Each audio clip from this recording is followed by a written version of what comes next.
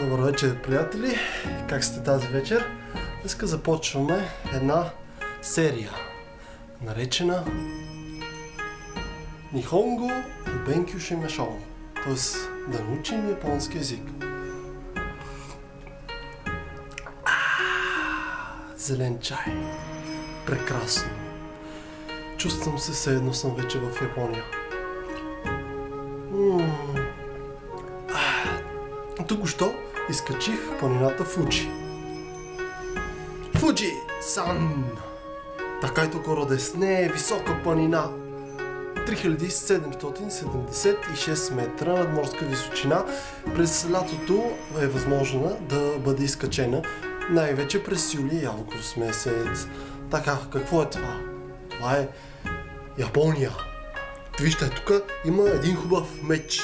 Много хубаво реже краставици и домати, но също така се е използвало от самураите, нарича се катана.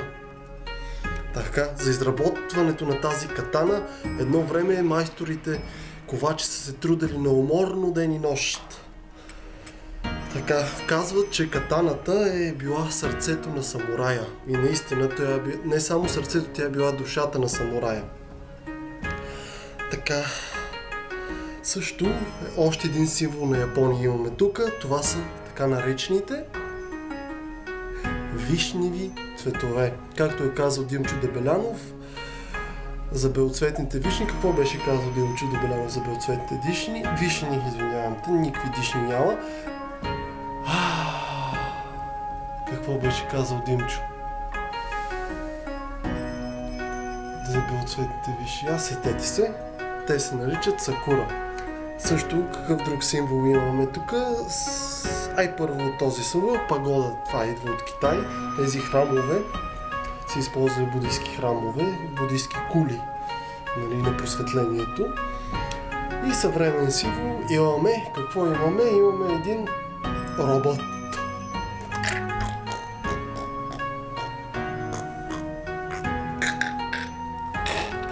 Така, роботите са много интересно нещо в съвременната Япония. Всички японци стават на роботи обикновено, защото работят от 7 сутринта до 10 вечерта.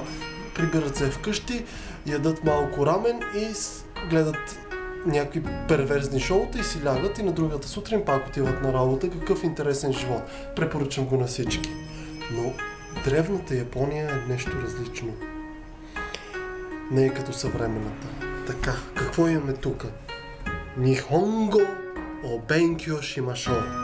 Да научим японски език.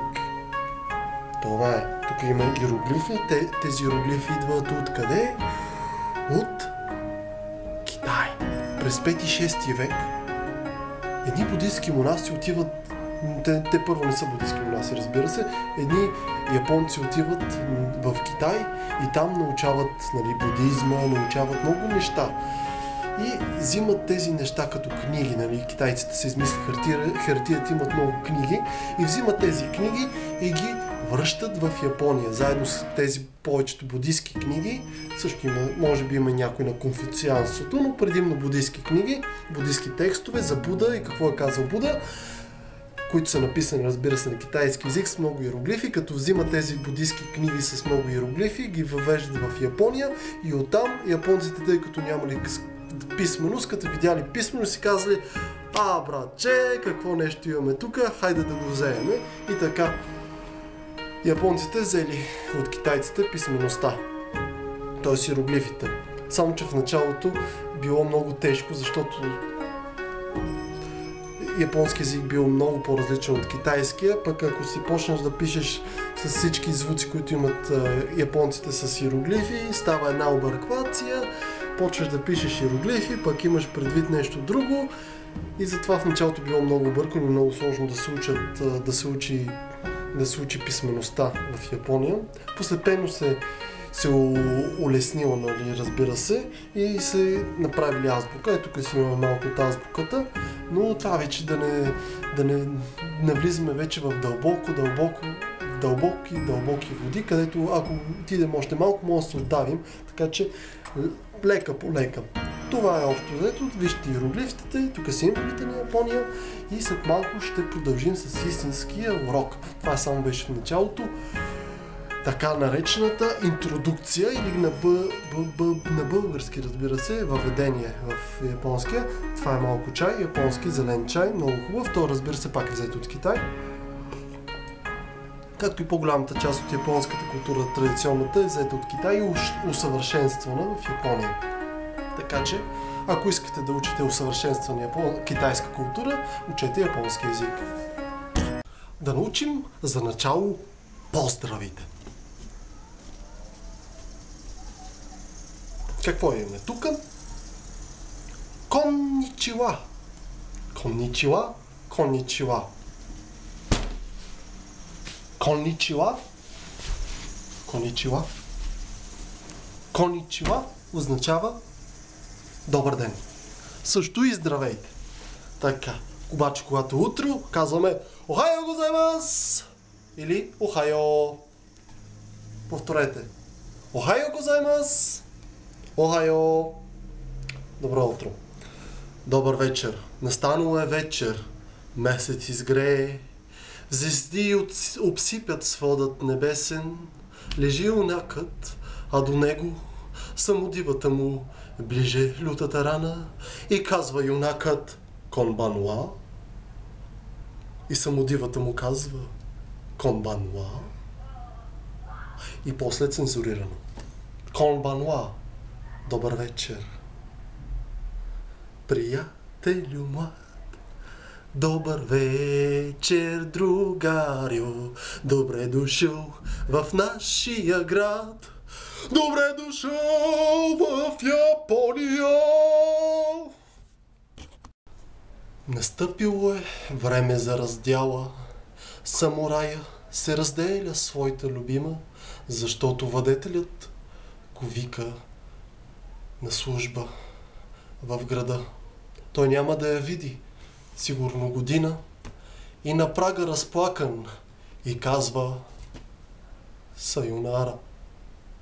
И тя му отвръща Сайонара. Довиждане.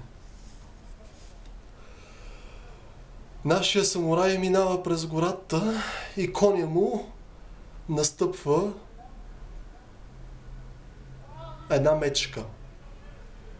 Мечката, за да не го изяде, той и казва Сумимасен. А мечката му казва не знае японски. Така, върви нашия самурай също така и вижда до реката една бабка се опитва да преплува реката. Бабката е прекалено слаба и не може да преплува сама реката, затова самурая слиза от коня, сваля дрехите, фаща бабата на гръб, преплува заедно с нея реката и на другата страна на реката бабата какво казва? Казва Аригато! Тя бабата е с дрезгав глас, много е пила ракия предишния ден и затова казва Аригато! Самурая може да каже не, т.е. за нищо. Не, хай, да, на японски. Хай! Хай! Хай! Така, първото нещо, което ще научим на японски език е как да казвате какво сте. Нали? Как да се представим. Например, ето.